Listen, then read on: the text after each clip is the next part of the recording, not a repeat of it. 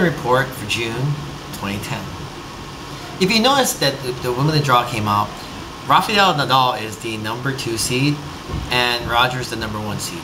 Why is it significant? Because Nadal is the #1 player in the world. But Wimbledon has this thing. They see it according to how they feel. They did it a few years ago when Thomas Muster was #1 in the world, but most of the matches were played on clay, and they seeded him like 9. He ended up bombing out in the first round or second round, so they were like verified their results. So they continue to do it all the time. Roger's #1, but he has to go through Roddick and he has to go through Djokovic. And those two guys are kind of tough on grass. You know, I think Hewitt's on that side also, and Hewitt beat Roger at the last tournament in Germany. So that'll be interesting.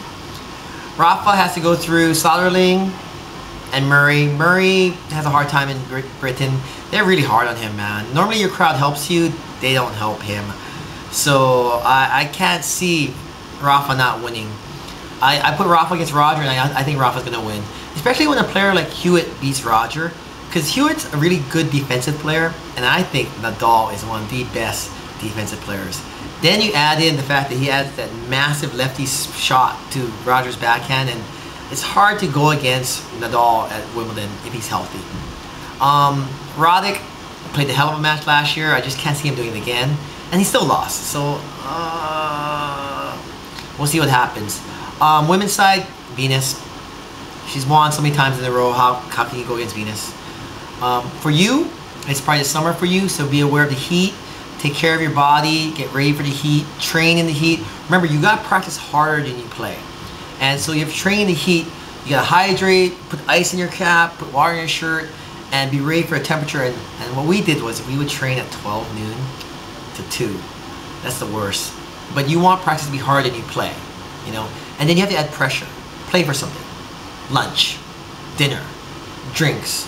If it's fair, assuming if you play some guy you beat 20 times in a row, you don't want to play for $1,000, right? And as far as your workouts go, like I coordinate my cardio with my weights, with my tennis, and I have my stretching.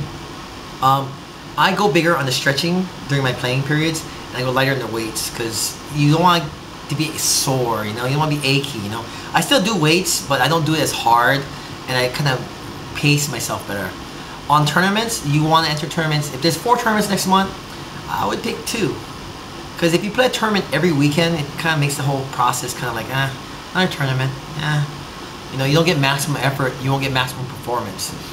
I think ideally it's 1 every 3. I mean, if you're playing the whole summer and there's 12 weeks and you can play 4 tournaments, you know, and that's still pretty significant. And you're probably going to gear up to a big tournament at the end. So you want to pace yourself. Look at the schedule, see what you can do with yourselves. If you're talking multiple surfaces, plan accordingly. As far as I'm concerned, I'm taking a little bit of a break. I haven't spent a lot of time with my family. I'm going to spend more time with my family, and then I'll get back into tennis again. There's a tournament every week now, so it doesn't matter. I think my next tournament is 4th of July. So it gives me some time to get ready. Okay. On that sense, Wimbledon, Rafa. I can't see him losing anyone.